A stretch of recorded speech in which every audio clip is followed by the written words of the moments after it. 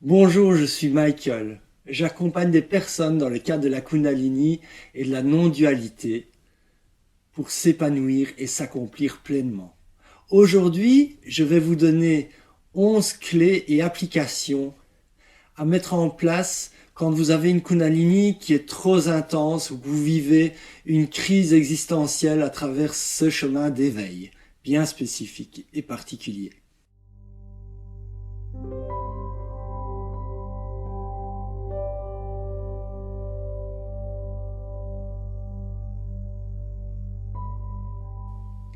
Tant qu'on est pris par les blocages de notre ego et les résistances face à la vie, un éveil de Kundalini peut être vécu de manière très pénible par moments, avec des difficultés, avec des sensations énergétiques qui peuvent être très très puissantes, déconcertantes.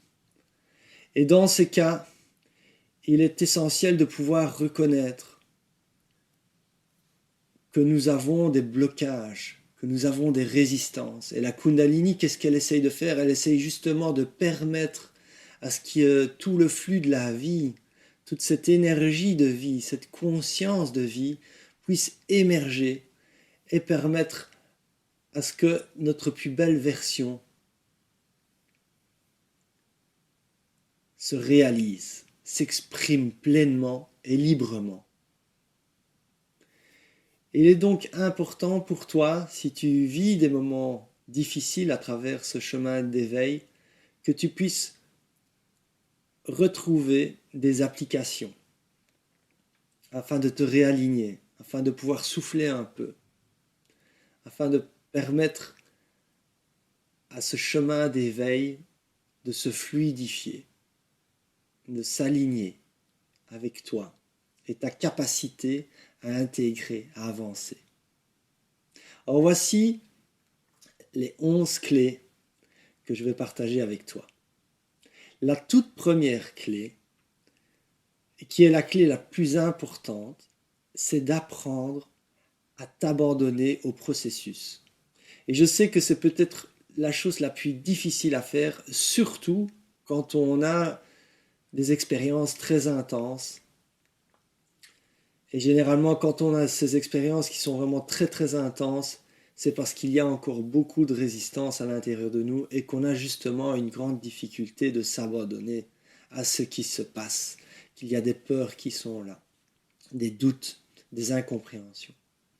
Malgré tout, il est essentiel que tu puisses conscientiser l'importance de t'abandonner à ce processus. D'abord de reconnaître que tu es dans un processus d'évolution, que ce processus est bienveillant, même s'il te paraît par moments agressif, difficile. C'est de te rappeler vraiment que ce processus est là pour faire émerger ce qu'il y a de plus beau à l'intérieur et à travers toi. Et donc, c'est en te rappelant cela ou en conscientisant cela, c'est d'apprendre vraiment de t'abandonner et te dire, ok, peu importe ce qui se passe là, c'est pour ce qu'il y a de mieux pour moi. Et au plus tu vas pouvoir apprendre quelque part à respirer, à ne pas bloquer ce qui se fait, à ne pas te crisper, au plus tu lâches, au plus tu t'ouvres, au plus ce qui se passe à un niveau physique, énergétique, à un niveau psychologique. Et parfois, je sais qu'à maintes reprises, il nous arrive des choses dans la vie, des événements surgissent qui sont très compliqués, qui sont très difficiles. Au plus tu t'ouvres, au plus justement tu vas pouvoir dépasser ces événements avec fluidité, avec plus de douceur, avec moins de complications. Au plus aussi cette énergie, ces phénomènes physiques, énergétiques que tu peux vivre à l'intérieur de toi, ou psychologiques et émotionnels, ces phénomènes vont pouvoir s'harmoniser et être vécus avec plus de douceur, de facilité. Le deuxième point, la deuxième application que tu peux avoir, c'est surtout quand il y a des rushs énergétiques qui sont très importants, quand on a des vibrations qui sont très très fortes, qu'on ressent à l'intérieur de nous et qu'on vit avec douleur et beaucoup de difficultés. Il y a des personnes parfois qui vraiment se demandent ah, qu'est-ce qui m'arrive, elles se crispent et quand on se crispe, ça peut vraiment créer de grandes douleurs. et peut faire surgir vraiment d'immenses peurs à l'intérieur de nous parce qu'on ne comprend pas ce qui se passe. Or, ce deuxième point est à appliquer vraiment si vraiment on est à la limite de ce qu'on peut supporter. Et je vais toujours plutôt encourager à essayer de retrouver une respiration et de s'abandonner, de se réouvrir au processus, que de trouver un moyen de l'arrêter. Par contre, ici, ce moyen, ce deuxième moyen, est plutôt un moyen qui va l'arrêter et le faire diminuer sur le moment. Hein. Et donc, qu'est-ce qu'on peut faire dans ces rushs énergétiques? C'est de se replier, se recroqueviller comme ceci, un peu comme dans la position du fœtus. Et cela va avoir pour effet donc soit de diminuer le flux énergétique, soit ça peut par moment aussi complètement le mettre en pause et permettre à la personne qui fait cette expérience intense de pouvoir souffler un peu, de revenir à elle pour continuer son cheminement par la suite. Il faut savoir que quand on est couché par exemple, les jambes ne sont pas croisées, les bras le long du corps, c'est là où l'énergie peut circuler le plus aisément, le plus facilement. Donc ce deuxième point, c'est vraiment de se recroqueviller dans cette position du fœtus pour que l'énergie puisse alors diminuer, s'arrêter et se mettre en pause. La troisième clé, c'est de parler à la Kundalini. Alors moi, j'ai déjà fait plusieurs fois cette expérience de lui parler, des moments où c'était vraiment très compliqué, où c'était difficile. Et je lui demandais tout simplement, s'il te plaît, est-ce qu'il n'y a pas moyen d'évoluer autrement? Est-ce qu'il n'y a pas une autre manière de m'accomplir, de m'éveiller, que de passer par tout ce chamboulement intense et difficile? Et je ne suis pas le seul qui témoigne justement de ce dialogue avec cette conscience, parce que ce n'est pas juste un phénomène énergétique, mais c'est c'est une conscience. Cette énergie est une conscience. C'est d'ailleurs votre conscience, c'est votre conscience à l'état pur qui est en train de cheminer à travers vous. Et c'est tant qu'elle n'est pas complètement réalisée, tant que cette conscience n'a pas fini son cheminement, vous avez l'impression qu'il y a vous et la Kundalini. Donc c'est comme s'il y avait quelque chose de séparé de vous, qui est à l'intérieur de vous, qui œuvre à l'intérieur de vous et tout autour de vous, à travers vous, puisque dans la vie, il y a plein de choses aussi qui changent, qui se manifestent, comme des synchronicités, comme des chamboulements de vie, des choses qui peuvent venir, non seulement il y a ce chamboulement énergétique, physique, physiologique, psychologique, émotionnel à l'intérieur de vous, mais généralement il peut y avoir pas mal de changements dans la vie par rapport aux relations, par rapport peut-être à votre famille, par rapport à votre couple, par rapport à votre métier, votre travail, et qui se manifestent. Et donc, si vraiment il y a des moments où vous n'en pouvez plus, prenez un instant, rentrez en vous et parlez à la Kundalini, rentrez en communication avec elle et demandez-lui. Demandez-lui de faire une pause, dites-lui que vous n'en pouvez plus, ou demandez-lui s'il n'y a pas moyen de changer la manière de travailler, la manière d'avancer, de cheminer. Et vous allez voir que si ce dialogue est fait au bon moment, et que vous le faites vraiment dans la sincérité, que vous rentrez dans votre cœur et que vous n'êtes pas de nouveau dans une résistance, une colère qui s'exprime, c'est vraiment de rentrer dans cet espace sacré du cœur et de l'amour, vous allez pouvoir voir que les choses, elles changent, que cette intelligence qui est la vôtre est à votre écoute, elle est vraiment à votre service, mais pas au service de l'ego, pas au service de vos blessures. Alors, le quatrième point, c'est la non-technique. Alors la non-technique, qu'est-ce que c'est? Je ne vais pas détailler ce que c'est dans cette vidéo, mais je vais faire apparaître le lien juste ici au-dessus. Et je vais le remettre en fin de vidéo aussi. Vous le retrouverez aussi en dessous dans les descriptifs de la vidéo sur YouTube. L'anneau technique est pour moi une des meilleures applications qu'on peut faire au quotidien. Non seulement en cas de crise ou de phénomène intense kundalinien, mais aussi en continu pour être en alignement, pour fluidifier notre cheminement et pour donner une constance aussi, donner une constance à cette progression de cet éveil intérieur et de cet accouchement à soi-même. Le cinquième point, cinquième clé, c'est la méditation. Apprenez à méditer, à vous poser, à être là, à contempler. Prenez ce temps d'être avec vous, d'être à l'intérieur de vous, de juste être là en tant qu'observateur. La sixième clé, c'est la nature. Branchez-vous à la nature, allez dans la nature, marchez pieds nus, prenez un temps, parce que vraiment vous allez voir, surtout si vraiment énergétiquement dans votre corps physique, si la Kundalini s'est fortement éveillée à travers le corps physique, parce qu'elle peut très bien s'éveiller sur d'autres dimensions et ne pas être vraiment perceptible dans votre corps physique. Ça arrive fréquemment, bien plus souvent qu'on ne le pense. C'est vrai que quand on parle de Kundalini, souvent on décrit tous ces phénomènes énergétiques physiques, mais voilà, moi je suis une des preuves vivantes, ça ne s'est pas passé comme ça pour moi au début de mon cheminement, au début de mon éveil Kundalini. Et pourtant j'ai eu de multiples preuves que cette Kundalini était bien éveillée, même si je n'avais pas les principaux phénomènes dont on témoigne généralement et qu'on retrouve dans nombreux livres. Et donc, c'est aller dans la nature, parce qu'à l'intérieur, l'énergie se comprime, se compresse. Alors que quand vous allez dans la nature, vous vous mettez en résonance avec cet état vibratoire de la nature. La nature, elle respire. Elle est là, elle vous aide à vous harmoniser, à vous ancrer, à vous enraciner aussi, à toucher la terre.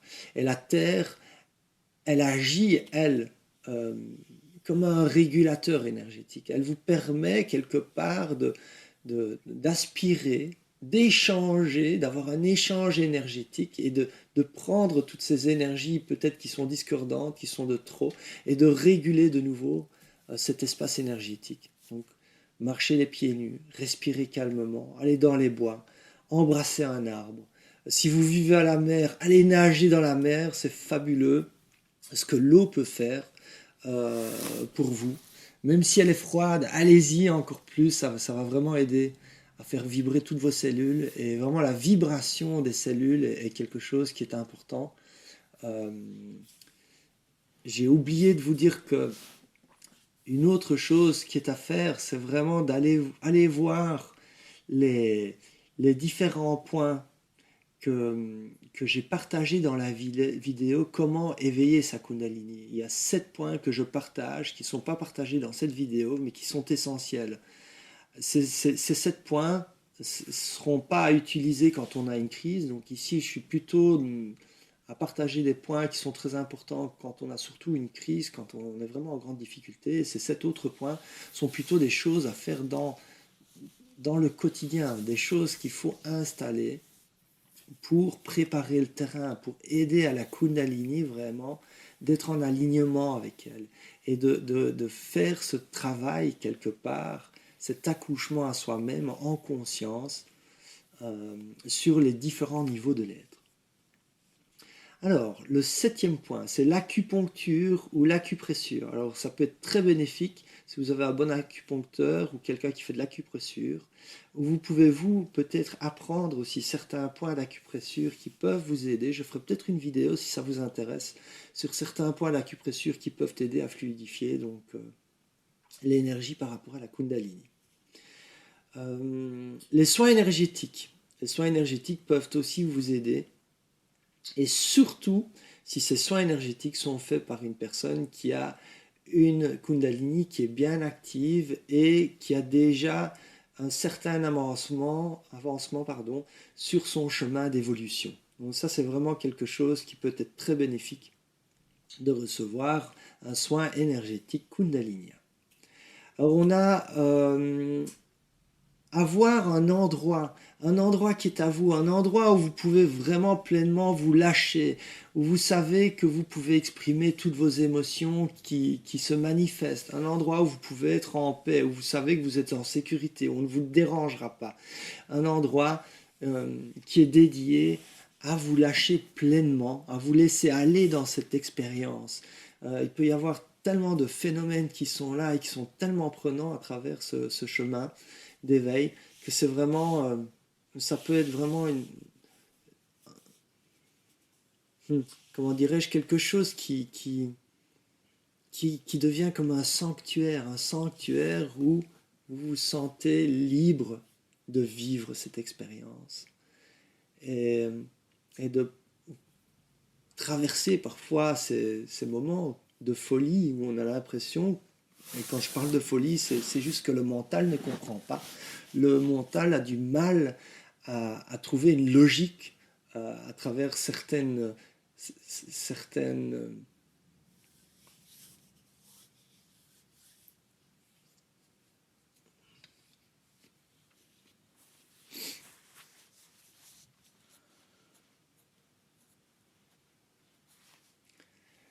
Le mental a une difficulté par moment à trouver une logique face à certains phénomènes, face à ces perturbations qui émergent à l'intérieur de nous.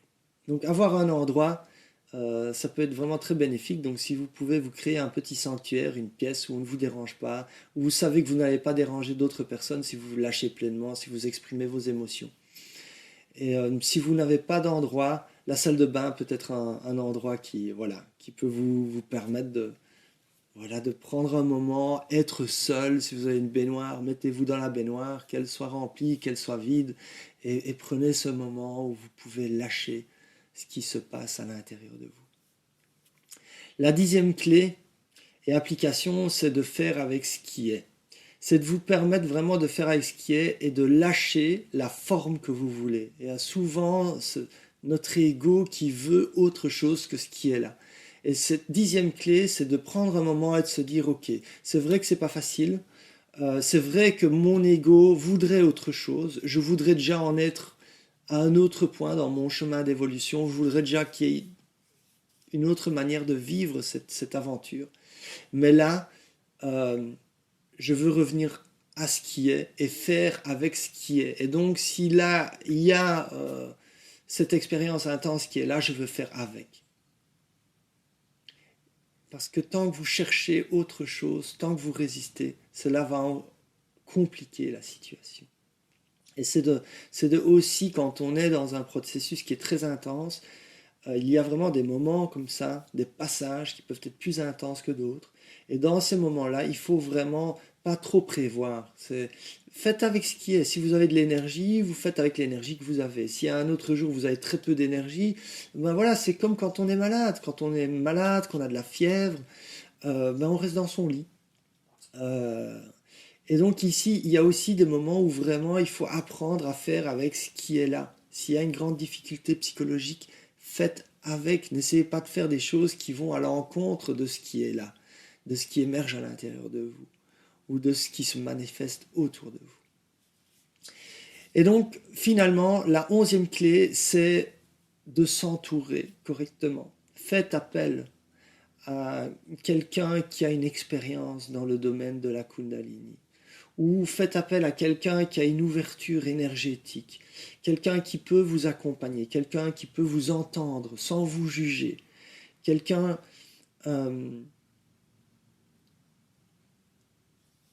avec lequel vous allez vous sentir à l'aise, vous allez vous sentir en alignement, vous allez pouvoir vous exprimer, vous allez pouvoir vous sentir entendu, peut-être pas complètement compris, mais déjà entendu. Et que vous ayez quelqu'un qui vous supporte dans ce chemin, dans ces moments qui peuvent être difficiles. Et là, j'insiste, ces moments, ce sont des moments. Vous allez les dépasser. C'est qu'une question de temps. Que la Kundalini fasse son chemin. Et n'oubliez jamais que quand c'est difficile, c'est parce qu'il y a des résistances. Et la Kundalini, elle nous amène de la dualité qui est à l'intérieur de nous à l'unité. À un moment donné, vous allez voir que vous ne vous sentirez plus séparés de ce processus. Vous vous sentirez plus séparés de ce qu'il y a autour de vous. Vous allez de plus en plus accueillir les différentes couleurs de la vie, les différentes polarités de la vie. Et donc, ne perdez pas de vue que ce processus, c'est de revenir dans l'unité et d'atteindre une forme de non-dualité. Et je rappelle que la non-dualité, c'est pas l'absence de dualité. La non-dualité est comme un réceptacle. À l'intérieur de ce réceptacle, il y a les polarités, mais il les englobe et ça ne forme plus qu'un. Dans une prochaine vidéo, je vous ferai une vidéo sur ce que est la non-dualité. Et souvent, on se trompe et dans la quête de non-dualité, on peut créer plus de dualité encore si on ne comprend pas vraiment le concept déjà. Après, pour vraiment comprendre, il faut en faire l'expérience de plus en plus profondément. Il y a des fois où on fait vraiment l'expérience d'un moment de non-dualité, et puis ce moment, on peut le revisiter de plus en plus et en avoir une compréhension à travers un vécu, une reconnaissance et un ancrage. Voilà. J'espère que cette vidéo t'aura apporté de nouvelles clés pour harmoniser ton chemin d'éveil, ta manière d'aborder ce chemin et d'aller à la rencontre de toi. N'hésite pas de partager cette vidéo, de poser des questions ou de te faire accompagner. À très bientôt.